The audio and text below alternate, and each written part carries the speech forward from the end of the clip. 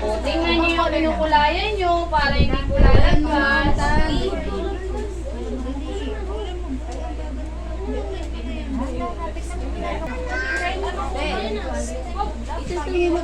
Sige lang, okay lang yan. Sige na, akin. Sige na.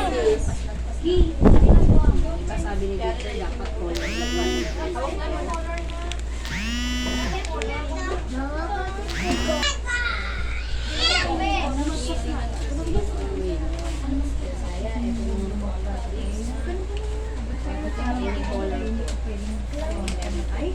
Para madagdagan pa yung stock.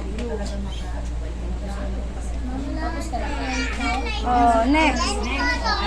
Another color. Blue. Crayons po nila, mga mami, yung lalo na yung merong